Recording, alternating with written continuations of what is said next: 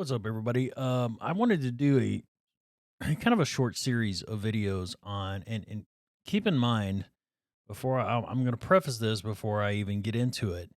I'm not an expert on any of these software programs. I know just enough to get me by as a photographer. So if you have any questions, any serious questions, or any, you need to know how to do this, you know how to do that, I'm not the person to ask. I'll answer as best I can on simple questions, or maybe you'll pick something up in these videos. But the whole purpose of this channel is to maybe help somebody that's new like me. I'm new to this. I've only been doing this for the last 3.5 years or so, and I'm learning as I'm going. I'm an older gentleman, so it's a little harder for older people to learn stuff like this than it is for the younger crowd. I'm sure there's a lot of people out there going to be watching my videos and they're going to be slamming their heads into the wall because I can't believe you don't know that. And I can't believe you don't know how to do this shortcut and this keyboard shortcut and this, that. And it'd be so much faster. Well, yeah, but I'm doing it the way I am used to doing it and, can function. So you do it the way you want to do it just because, the results are the same. If you get the same results, who cares how you got there? I've been trying to pick up little shortcuts here and there. So, but anyway, I want to do these little short series of videos, kind of making the case for each one of these. There's uh, three pieces of software that I use primarily when I'm editing. I have the full Adobe suite, which is what we're going to talk about today. I'm going to make the case. Why would you pay $55 or whatever it is a month for the full Adobe? Now, you can get Lightroom and Photoshop for cheaper, obviously. But about 3.5, 4 years ago, I got in on an Adobe sale. I got the entire suite. I think it was like $35 a month or $38 a month or something. And it was for 2 years. Once the 2 years ended, then it jumped up to like $55 a month. And you're probably thinking, wow, that's a lot of money to spend when you're not a professional, as in making money, a lot of money from your photography, which I barely made any. But I think once you see everything you get, you'll understand why I'm still paying, whatever it is, the $55 a month. Is it worth it? That's up to you. It's up to you and your bank account. It's what do you want to spend? Do you just need Lightroom and Photoshop? Do you need the entire suite? Because there's a lot of big time professional software that's involved or included in that $55. And there's another one, two other ones. One has both are very that I've used a lot. And I'll show you here in a little bit. So we're in Lightroom right now, obviously.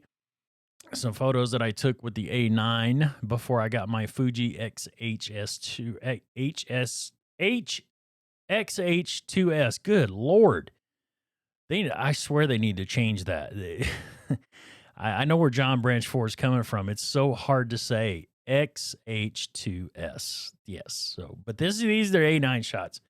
This was taken at West Texas Region Sports Car Clubs of America. So WTRSCCA. This was an event they held. They actually set up these cones at the mall on a Sunday when there's nobody there, on one side of the lot where there's hardly anybody there or nobody. And they set up these cones, and then they run this little road course, and they run one car at a time, and it's all timed. And you run several times, and then you average your time. If you've been involved in it, If you don't, well, I don't know much about it myself. I just came out and shot some photos. I wanted to shoot some photos. I was dying to. I had nothing else to do on a Sunday. So I went out there and shot some, and they all turned out pretty dang good. I needed panning practice is the biggest thing. The problem here is it was the middle of the day. I forgot my ND filters. I did have a CPL on, so it did help a little bit because CPL filters will drop. It'll take about a stop and a half a light away. So it helped a little bit. So I was able to get down to like 1/25th of a second. I couldn't go any lower on the shutter speed really, and I was at f8. And with the A9, I could have gone up, I believe, to f11 and been okay with autofocus, but I wanted to be safe. So I stayed at f8. But anyway, We're not here to talk about the photos. We're here to talk about Lightroom or Adobe as a package. Why would you want it? As a new photographer, and of course, any of this software is going to have a learning curve. If so there's some really, really basic software out there. If you're just snapping photos, vacation photos, and all that, and you're not a professional or you're not trying to be a professional, there's no use in getting any of this stuff. There's other stuff out there that's cheap, 40, 30, 40, 50 bucks or whatever. And Coral Draw. I don't even know if that's a thing anymore, but there's, those softwares you could find in like Best Buy and stuff, all the different things. And it gives you good basic editing abilities for the occasional photographer. But if you're a professional, if you want to be a professional, you're going to have to get one of these professional editing programs to really boost your photos. No matter how good you are, how good you get, you're always going to want to tweak the photos. I shoot in RAW all the time. So that's another thing too. If you shoot in RAW all the time, you're going to need one of these editors. Lucky enough for me, Lightroom is already updated with the new Fuji files, the new RAW files from the XH2S. Unfortunately, one of the ones that I'm going to talk about later in the week is not. So, and the other program is having problems with it. So, right now, the only thing I can use is Lightroom and Photoshop or Adobe. All right. So, what is my favorite parts about Lightroom? First of all, it's pretty easy. It's pretty simple. It's pretty simply laid out, I should say. Once you learn all these, look over to the left, and you see me scrolling. Once you learn how the folders are set up, how your catalog, now I just have one catalog because I was told a long time ago that you don't want to have multiple catalogs in Lightroom because it could slow it down, blah, blah, blah. So I just took that to heart and I just stay with one catalog. I have one catalog. I back it up every week. So once a week, my catalog gets backed up. And then after I build up 2 or 3 of those backups, I'll delete everything past that. So I'm only keeping 1 or 2 backups at any given time just to save disk space and stuff like that. The nice thing about Lightroom is whatever you see here, it depends on what disk. Like I've got all of my raw files going to my SSD. I've got an external SSD. It's an X5, extremely fast. I have a Mac Mini, M1 Mac Mini, and this disk, the X5 SSD, it's made by Samsung, I think. It is as fast, pretty close to as fast as the built-in hard drive. And if you have an M1 Mac Mini, you know how fast that SSD is inside. So it is just as fast, and they're expensive though. This 1 terabyte was super expensive for an external hard drive, but it's good. It's fast. So anyway, I've got that dedicated. I also have, and that's one of the things is you got all your drives, labeled on the side, on the left side over here. Once you learn it, it's not that bad. But like this is my RAID drive, which I have to go through and check some of this stuff and make sure. If you have a little question mark, you'll have a question mark there. So it tells you if there's a problem or if there's some kind of issue. But I don't have anything on my RAID drive. This is on my old Mac Pro that I'm using as a server right now. I've got, I don't know, probably 4, 8, 16 terabytes of storage capability on that Mac Pro. And so once I build up to a certain level, I move all of that stuff over to the Mac Pro as long-term storage. So I have it stored there. I also have another external hard drive that it's all, backed up to. So I've got a couple different, I've got 2 or 3 copies of everything at any given time. So that's something you definitely want to invest into is backups. So anyway, so everything goes to my X5 SSD when I import. So when you import here, when you click the import button, here's the thing. If you have Lightroom open and you put an SD card in, your SD card reader, usually it'll pop up automatically. That's one of the big things I like about Lightroom. However, the thing I've noticed with the XH2S, one thing I've noticed about that using the the CF Express B reader. I have a Sony reader. I've had it for a while, and then when I put the card in, it doesn't automatically recognize it in Lightroom for some reason. And I can't for the life of me figure out, I can't remember if it did the same thing when I was using it on my Nikon Z cameras. I can't remember. But what I do is I just click import. I get to this screen here. The hard drive or the drive is going to show up over here on the left. So you would click on that and then import the photos from there.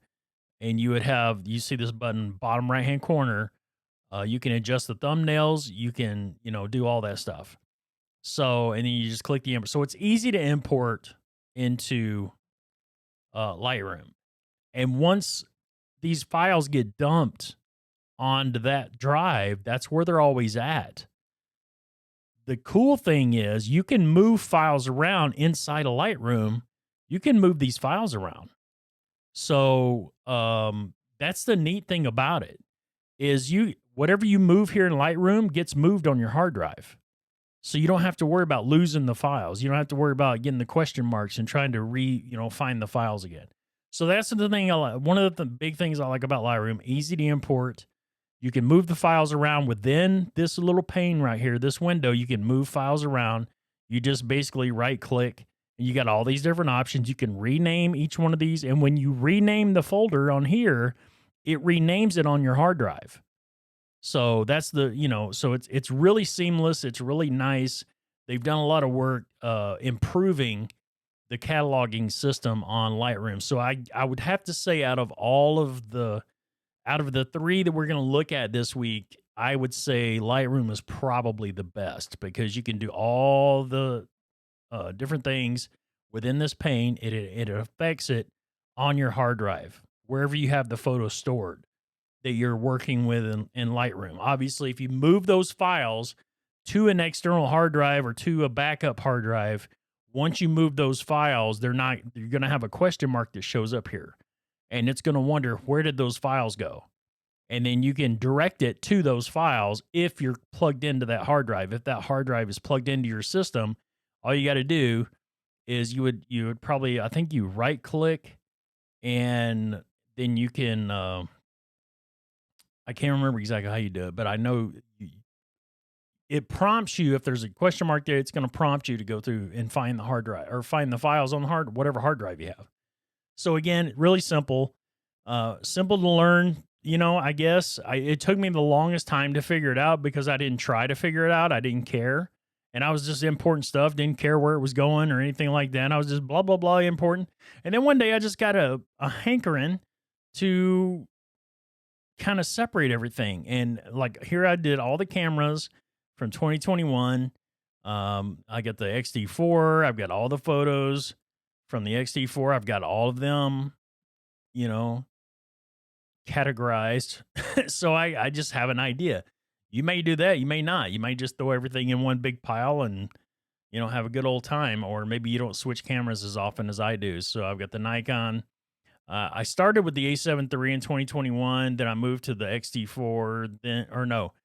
Sony, then Nikon, then XT4. And then I bought the A7R IIIA right at the very end of 2021. And then, of course, 2022, just a few on the A7. Didn't hardly use that at all. More of the A7R III. And then the XH2S, but I had the A9 shortly before that. So you can see I've really been using the A9, but that doesn't even tell the whole story. Those are after I deleted all the bad or the photos that I didn't want to keep. There was thousands more photos. So anyway, cataloging system, I'll have to give it to the Lightroom. It's pretty easy, pretty simple. Also the develop mode. I mean, when you're in, let's go back to that one. So you can also, it's pretty easy to cull your photos in Lightroom. It's pretty simple, and you can adjust the thumbnails. You can have as many as you want or as big as you want. So it's easy to cull the photos because all you do is hit X. If you hit X, it rejects the photo, and then you can go back and you delete all the rejected photos at one time. So it's really, I like the culling feature of Lightroom probably the best as well. So catalog system and culling, there are culling programs out there. I know. I get it. And I know wedding photographers and this I'm not a wedding photographer, so I cull my own. I do it the hard way. Just leave me alone. Let me do it my way.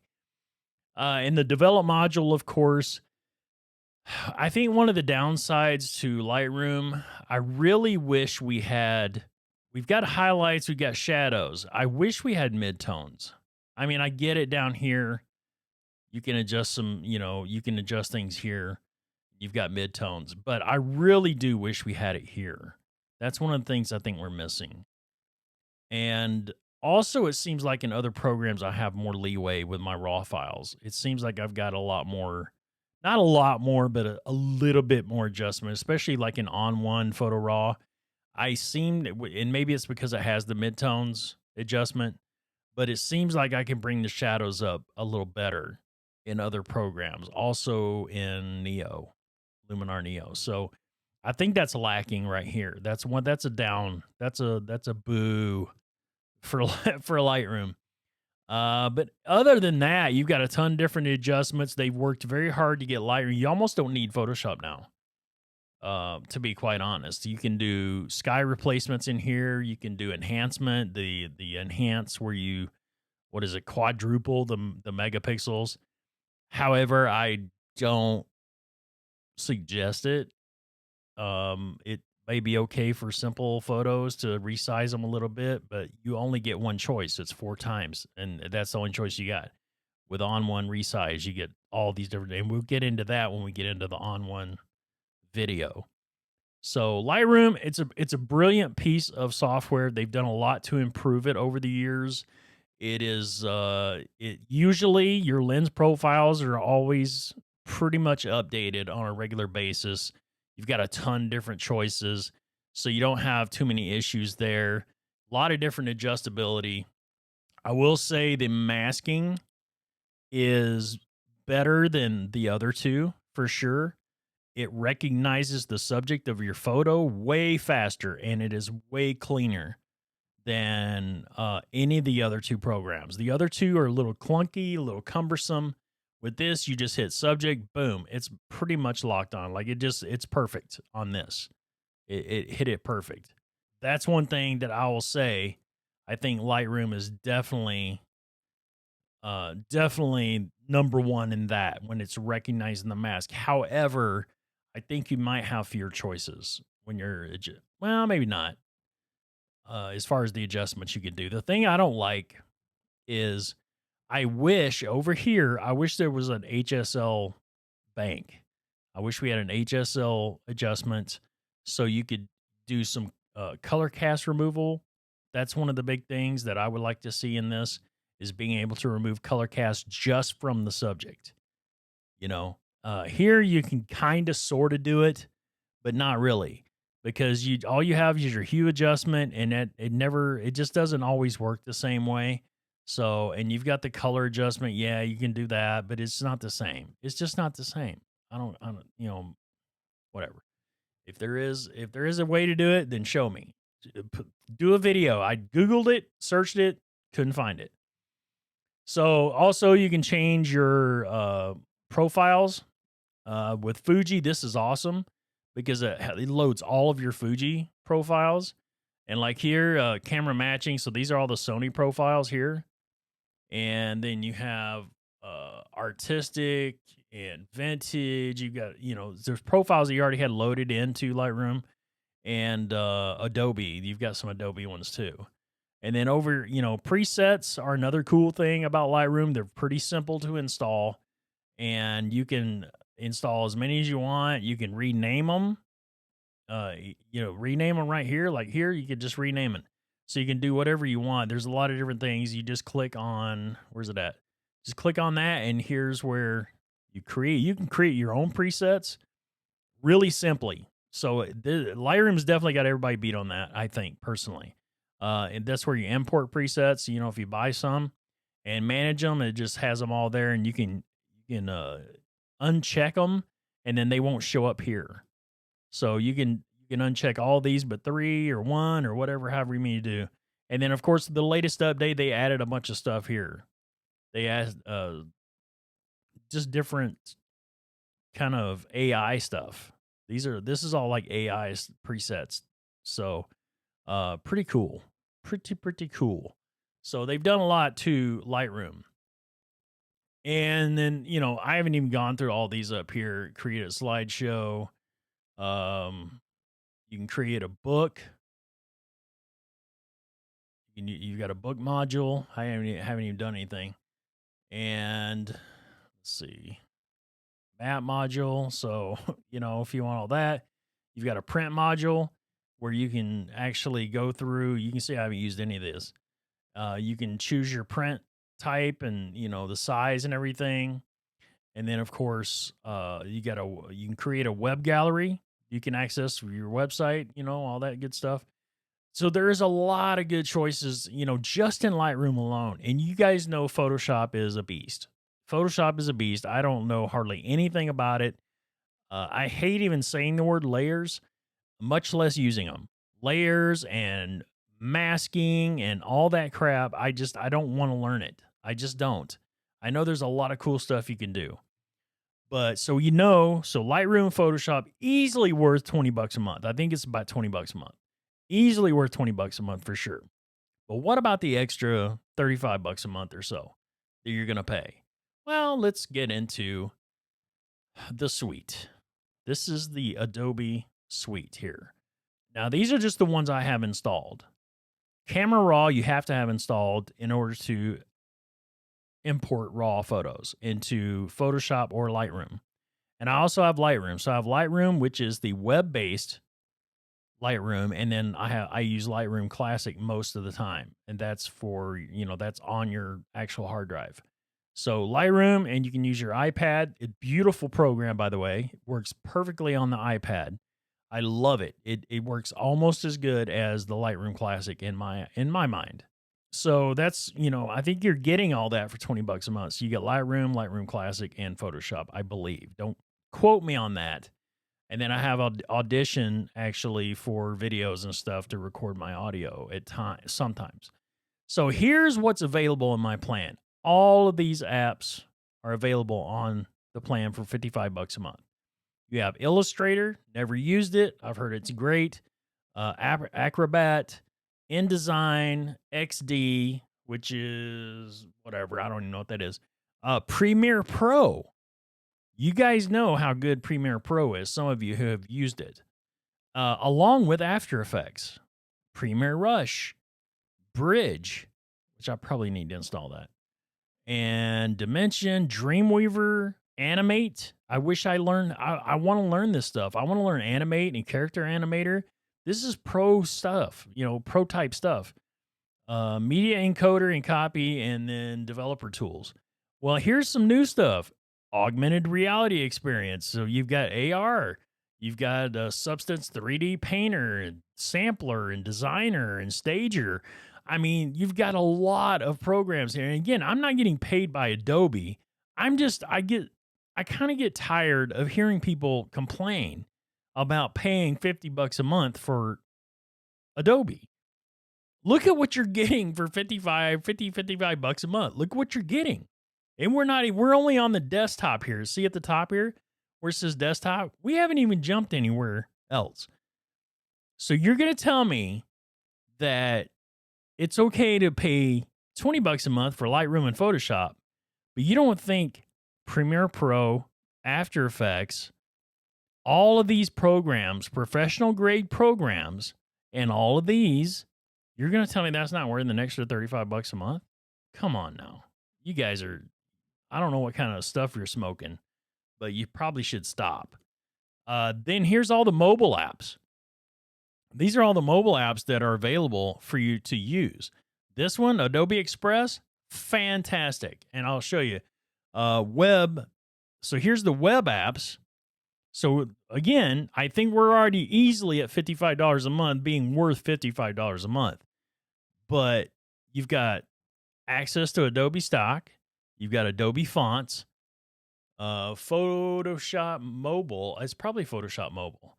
And then Adobe Express, this little program right here is awesome. I didn't realize how good it was until I started using it. You can make all your thumbnails for all your social media. You can create social media posts and have them lined up, ready to go. I have a feeling there's a lot of people using these. Let me click on it. So here, create a new project. You've got all, custom size. You can create an Instagram story post, Facebook post. I mean, there's just so many things, and you can create projects, brands. You've got a ton of different libraries. You can remove the background. You can resize. I mean, you basically don't even need Photoshop. If you use Photoshop for just basic stuff, you don't even need it. You can add text. You've got templates already laid out, and you can just change the things, change the text and the photos. I mean, look at this. I didn't even know this existed till like a week ago. Because I never dig into this stuff, but it's just it's crazy. So I'm telling you right now, personally, I mean, it's just my personal feeling. I think Adobe's easily worth $55 a month. Did I mention portfolio?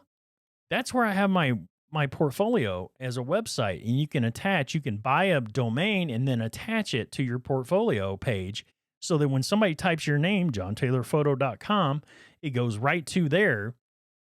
And you've got tons of different, let me launch it and I'll show you.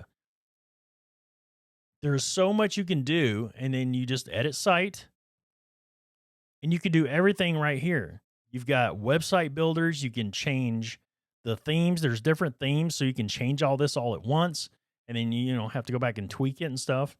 But all this stuff, it's like a website. It is a website builder, and you got to you can do all your social media there. And you can add photos. It's unlimited storage, as far as I know. I haven't heard anything about limiting your storage. It's just it's a website builder. It's just a website builder included. Now, ask yourself, what are you paying for your website? Huh? What are you paying for? What is it the company that everybody loves to advertise, and they must shell out a ton of ad money to big YouTubers? What is the name of that company? And for right now, and I've heard it a million times, I think because I blocked it out, I can't remember it right now. Squarespace. That's what it is. I've checked on Squarespace, by the way. And the cheapest plan, I want to say, was around 25, if I'm not mistaken. I could be wrong. But to have a decent site, to have as much control as I have over this, it's easily that much. So let's factor that in. You just have a portfolio, right? That's all you have. You don't sell anything because that's one of the downsides of this is you really can't sell anything on it. It doesn't have a way to add a store to the site. So you would have to have an external site anyway. But so that's the only downside, really. Other than that, this functions just like a regular website. It functions exactly like a regular website, and you just got a ton of different choices. So if you're paying $25 a month for that, and then you're paying $20 a month for your Photoshop Lightroom, that's already $45 a month. $45 a month, and you're $10 away from having all this other stuff. So I don't understand what people are complaining about. And again, I'm not getting paid. This isn't an ad for Adobe. I'm going to do this throughout the week as with the other programs as well. I'm just saying, is Adobe worth $55 a month? I think it is. I had to convince myself. I'm like, because I was getting on the bandwagon, everybody else bitching about the price. And yeah, I don't really want to pay 50, I don't want to pay a monthly subscription anymore. I get that. I understand that. And I'm with you. But when you look at all the stuff that you have available to you, and I'm not using a quarter of it. Adobe Express, I'm using a lot. And of course, Portfolio, I'm using every day. But I don't see the problem with paying, the money. I don't understand it, But to me, Lightroom, as far as Lightroom as an editing software, I think it's easy. I think it's, pretty simple.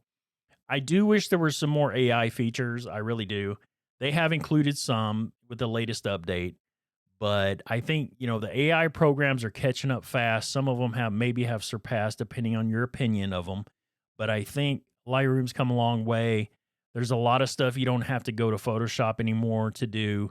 I think eventually maybe I don't think they'll never get rid of Photoshop, but I think they're trying to make Lightroom like on one photo raw. And like the AI, Luminar AI, they're trying to incorporate more AI into it because people are going to these other programs because they don't want to pay the monthly fee. They don't want the subscription. And I completely understand that. I get it. But you got to look at what you're getting, what you're paying for, versus what you got to look at what you're paying for versus what you're getting. And I think personally, if you buy the entire suite, if you can get it for 50, $55 a month or whatever, it's well worth it in my eyes. So, but that's just my opinion. Maybe to you it's not. But eventually maybe I'll get away from it. But right now I need it for the website, at least for my portfolio website. I sell my pictures on a different site. Jetphotoshop.com is through SmugMug. So there's that extra cost, that subscription as well. But, if I make enough sales, it pays for itself easily. But there you have it. This, is Photoshop, is Adobe worth it in 2022 to get the subscription? I think it is. But it depends on what you need it for. If you just need Lightroom, Photoshop, you can probably get away with buying one of these other softwares, uh, most likely you can. But as far as as far as being worth it, that's definitely worth it for sure. There's just so many things you can do in Lightroom now. They've changed so much. There's just so many tools and stuff that they've worked into this. This whole masking thing is brilliant and it works so well. It works so well. It is so seamless. Again, go watch Anthony Morganti if you want to learn more about Lightroom because I don't know enough about it. I also will say the healing brush, not a big fan, not a huge fan. And I'll show you the one that I would pick. I wish they had. So, not a big fan. Also, the crop tool's pretty good. It seems to work pretty well. It's really simple. You can adjust the horizon and all that stuff. And over here, you can, custom sizes and, you got your angle here. So, there's a lot of different things you could do. I think it works really, really well, but it's up to you whether it's affordable or if it's worth the money or not. So that's it. We'll see you, I guess, the rest of this week, couple more times. You'll hear from me on One Photo Raw and also Luminar Neo. Let's see if Luminar Neo is better because the last time I did a video on it, it was in beta and it sucked. It was really bad. Let's see how much it's been updated and how well it works. Thanks for watching. Thanks for liking and subscribing if you did so. And we'll see you again real soon.